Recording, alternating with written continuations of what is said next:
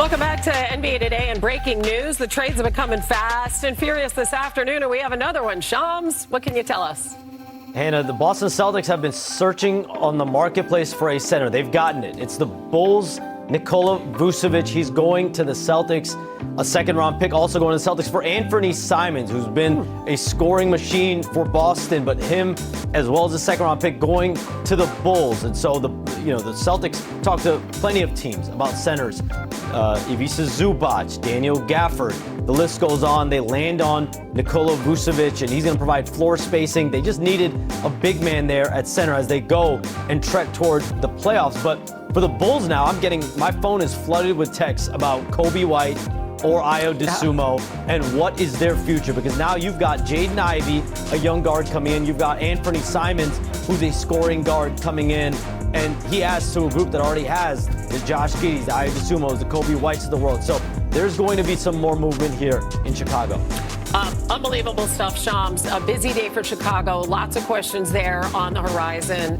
Thank you so much for all of this breaking news today. Shams, what do you think of this just on its face? We'll get into the business part in a sec. You like it? Oh, I love it. I'm a Josh Giddey guy. You know what I'm saying? I like the way he plays. I think he has an array of moves and finishes that he likes to do, and he's a slasher type player. I like we got a ball dominant guy now that doesn't mind holding on to the ball and waiting to the very end to get us something.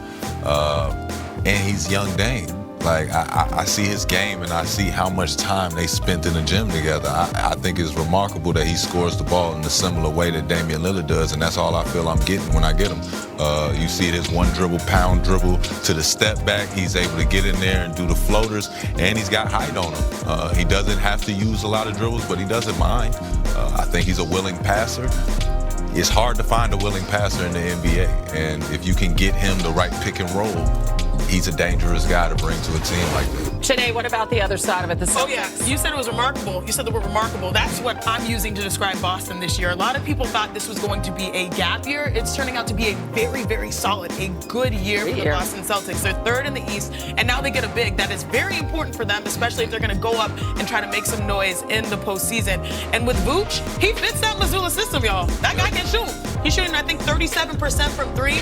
He's big and strong. He's not afraid. He doesn't, really run away from physicality. Look at this right here. Knocked down. Joe Mazzulla's like, this could work for me. I can do something with this. This is a good step in the right direction for a team that we thought, they were selling off pieces a couple, after the championship. It was difficult after Jason Tatum's injury. Now you've built back in a way that I'm actually quite surprised at how quick the turnaround has been. Bobby, your thoughts?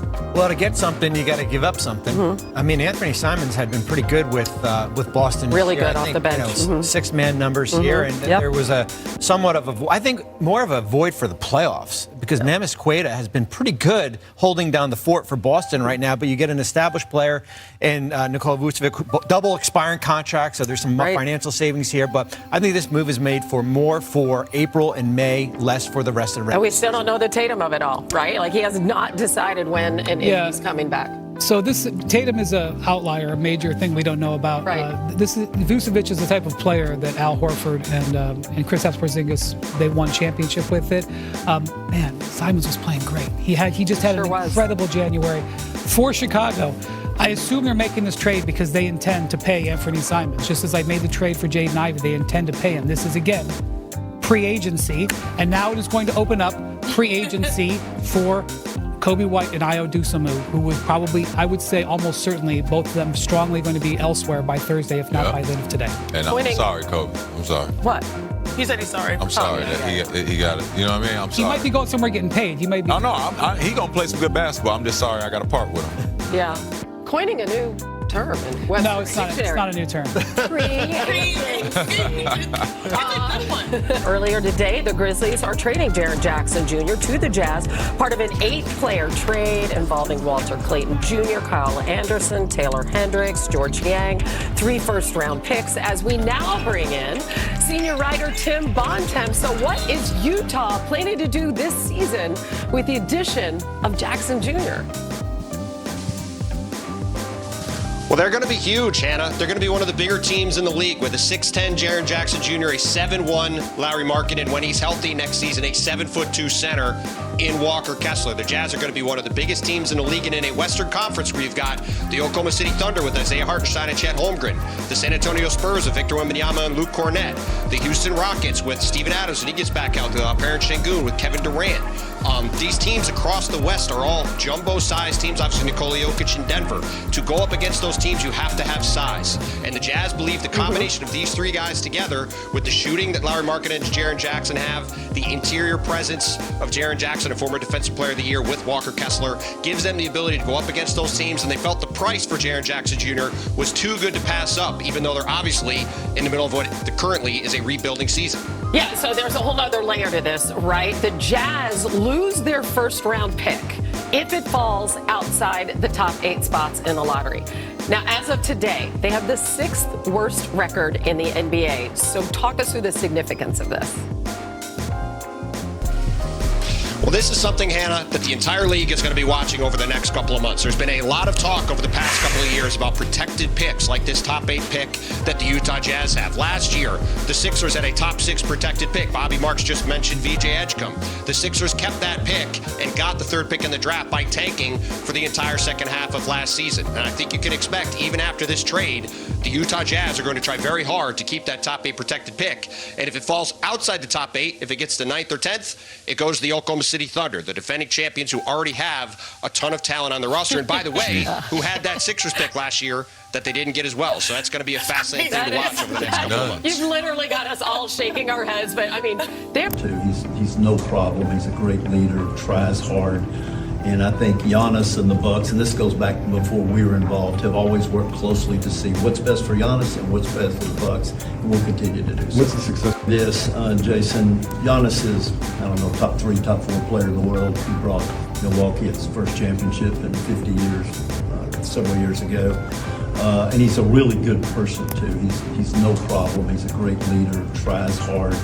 And I think Giannis and the Bucks. Just in case you didn't hear it the first time. He's a top. We know he's a top. Exactly. In case you didn't hear it, we just want to run it back for y'all. Make sure everybody's paying attention.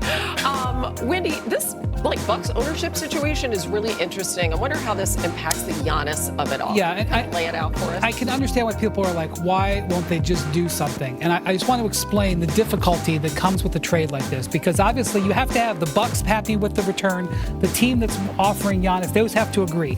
Then because Giannis is a free agent after next season and he has to sign an extension, he's got to kind of be on board. It doesn't have to sign off on it, but you're going to get a better offer if he's on board. Then you've got the Bucks ownership situation. The Bucks have a relatively unique ownership structure. They have 3 owners who all share control.